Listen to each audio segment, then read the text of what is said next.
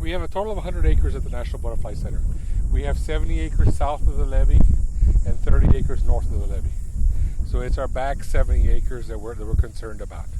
And we have some land back here that we're going to be turning into a wetlands area to provide habitat for more wildlife. And now we're not sure what we're going to be able to do.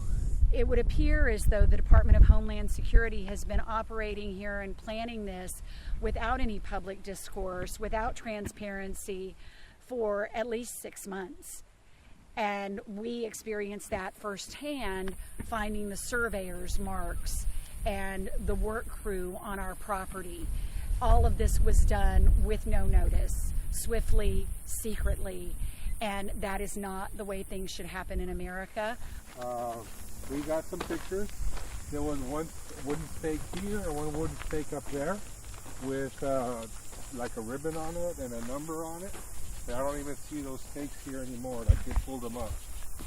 They just showed up and we stumbled upon them, literally. I can't imagine what would have happened back there if we had not stumbled upon them. And they want to clear 150 feet south of it, south of the levee. All this is going to be cleared on both sides here, so that they can have a clear area, I guess, to keep an eye out for illegal activity, and also for them to be able to drive their vehicles.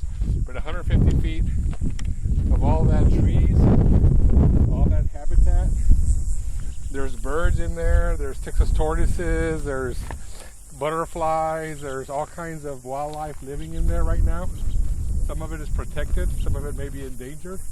In the past, if Customs and Border Protection has needed to do some work on the property, like fill potholes on the road where their vehicles drive along the river, they would call or send a letter, set up an appointment, and discuss what needed to be done, who the contractor was, the schedule, the scope of work to be done, and we could negotiate any of those things. Obviously I wouldn't want them here trying to do that work during the Texas Butterfly Festival or at another peak time. So there was communication, and suddenly there's none. They do have rights and access to go onto our property, even though it's marked private property. They do have access to that because they have to go in there. But sometimes we're back there. And we're working and we're doing things back there, and they show up and they say, they give us a third degree. What are you all doing back here and all that? I said, well, actually, this is our property. We should be asking you, what are you doing on our property? But of course, they have a job to do, and it's an important job they have to do, and it's a hard job they have to do. So we cooperate with them as much as possible. But when it gets to the point where they start destroying native habitat, that's when we have to say, okay, enough's enough. We don't know what this section of fence is going to look like. That has not been shared. If there are no gaps in it, if it's a solid wall, then the butterflies are going to have to be able to fly high enough to go over it. We don't know how high that's going to be, and many butterflies are not real high flyers. That is a ratama tree. That green tree is a ratama, which is native to this area. And look at how they shredded it.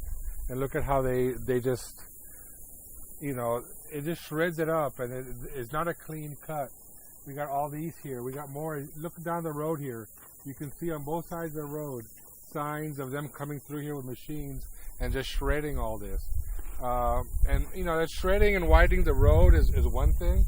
But at least they're not clearing land here. Our main concern is when they start clearing land with bulldozers, and our concern is that maybe they're going to start doing it without us even knowing about it, and maybe by the time we'd find out, it'd be too late. Because we are owned by NABA, by the North American Butterfly Association, we are a 501c3 corporation. We are not state or county or federal land. And, we've been hearing about what's happening at Santa Ana National Wildlife Refuge. Also, that La Lomita will potentially be behind the wall. Of course, us and Benson State Park, my friends and colleagues who work for those agencies are not really allowed to speak up. As they understand it, it could cost them their job. I have the ability to speak out for all of us.